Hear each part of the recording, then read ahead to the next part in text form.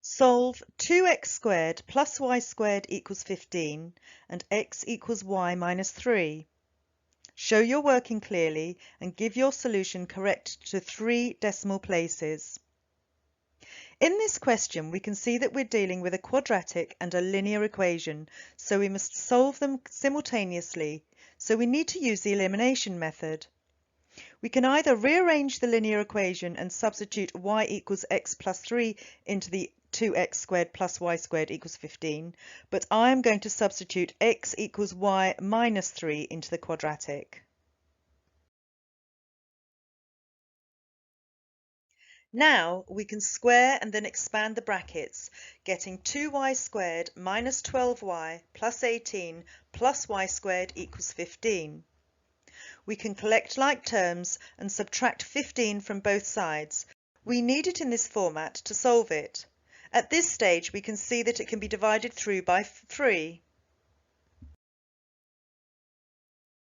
Using the formula y equals minus b plus or minus the square root of b squared minus 4ac all over 2a, we can use a equals 1, b equals minus 4 and c equals positive 1. Once substituted into the formula, we can see that we have the square root of 12, which is not a square number, so we're going to have to use a calculator.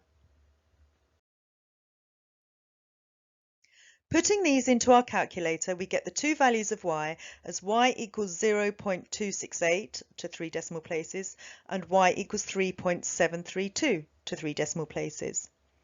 We now need to find the corresponding values of x for these values of y. The easiest way to do this is to substitute them both into the original linear equation x equals y minus 3. This gives us the answers of one pair of coordinates as minus 2.732, 0.268, and the other pair of coordinates as 0.732, 3.732. We can check our answers in the original quadratic equation. Remember that as we truncated the decimals, it might not be exactly equal to 15, but it will be extremely close if the answers are correct.